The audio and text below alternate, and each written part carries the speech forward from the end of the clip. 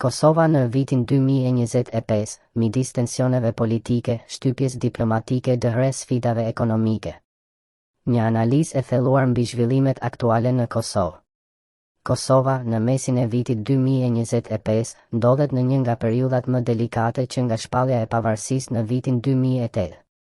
Në pamje të parë, institucionet janë funksionale, flamuri i shtetit valon në arenat ndërkombëtare, qytetarët gëzojnë liberalizimin e vizave dhe retorika kombëtare është më e gjallë se kurrë. Por nën sipërfaqe, vendi ndodhet përballë një krize shumë dimensionale, politike, institucionale, diplomatike, ekonomike dhe sociale. Ajo që shihet në publik është vetëm maja e icebergut. Ky artikull synon të ofrojë një pasqyrë të qartë, të ndershme dhe profesionale të asaj që po ndodh realisht në Kosovë sot. Kriza politike dhe përplasjet brenda institucioneve. Qeverisja aktuale e kryeministrit Albin Kurti është në përballje të vazhdueshme me opozitën e brendshme, presidenten Vjosa Osmani dhe presionin në rritje nga bashkësia ndërkombëtare. Opozita, e përbërë nga PDK, LDK dhe AK, akuzon qeverinë për izolim diplomatik, për mungesë reformash reale dhe për dështim në menaxhimin e marrëdhënieve me partnerët strategjik si SHBA dhe BE. Në të njëjtën kohë, tensionet mes presidentes dhe kryeministrit kanë krijuar një atmosferë mosbesimi institucional që paralizon proceset vendimmarrëse në fushat kyçe të politikës së jashtme, si dialogu me Serbinë dhe brenda vendit, si reforma në drejtësi dhe siguri. Veriu i Kosovës, një tokë po qeveri çervet. Pas krizës së vitit 2023 në Zveçan dhe konflikteve të dhunshme që pasuan, autoriteti i shtetit të Kosovës në komunat veriore është dobësuar dukshëm. Edhe pse zgjedhjet u mbajtën, pjesëmarrja ishte minimale dhe bojkotimi nga lista serbe ka lënë komunat pa përfaqësim real.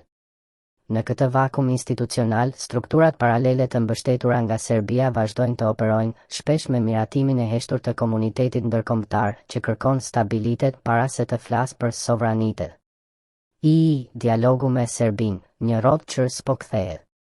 Procesi i ndërmjetësuar nga BE dhe mbështetur nga SHBA për të çuar përpara marrëveshjen e Brukselit dhe atë të Ohrit është ngërthyer në një cikël pafund premtimesh, refuzimesh dhe interpretimesh të ndryshme. Kosova refuzon krijimin e një asociacioni të komunave me shumicë serbe me fuqi ekzekutive, duke e parë atë si një mini republikë serbe në zemër të shtetit. Ndërsa Serbia refuzon ta njohë Kosovën dhe vazhdon fushatën e çnjohjeve në arenën ndërkombëtare. Ndërkohë, përfaqësuesit ndërkombëtar po shfaqin gjithnjë e më pak durim ndaj qeverisë së Kosovës, duke lënë të kuptohet se vendi mund të përballet me pasoja reale, përfshirë reduktim fondesh, pezullim nga programet të BE-s, e madje rishikim të politikës së liberalizimit të vizave. Presioni ndërkombëtar, dashuria që e dallgëzimi.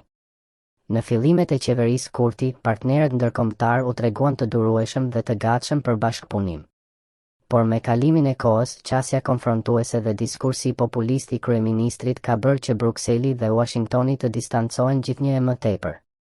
SHBA ka kritikuar qeverinë për mungesë bashkëpunimi dhe mos përmbushje të detyrimeve ndërkombëtare.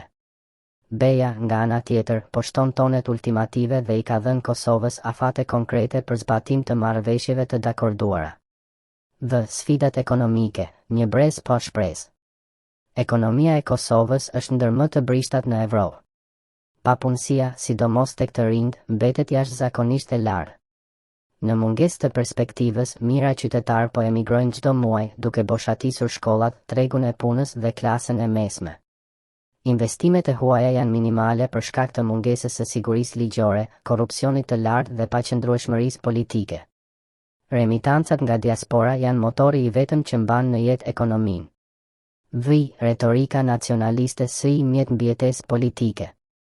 Qeveria Kurti po e ndërton narrativën e saj mbi temën e rezistencës kombëtare, sovranitetit absolut dhe refuzimit të kompromisit. Kjo retorik, megjithse mobilizuese për një pjesë të shoqërisë, po izolon Kosovën nga realitetet diplomatike dhe po pengon zhvillimin e saj institucional. Diskutimet për bashkim me Shqipërinë janë prezente, por mbeten deklarative, pa plan konkret institucional, më shumë si mjet për konsum elektoral sesa si vizion i realizueshëm. Çfarë na pret? Kosova ndodhet në udhëkryq.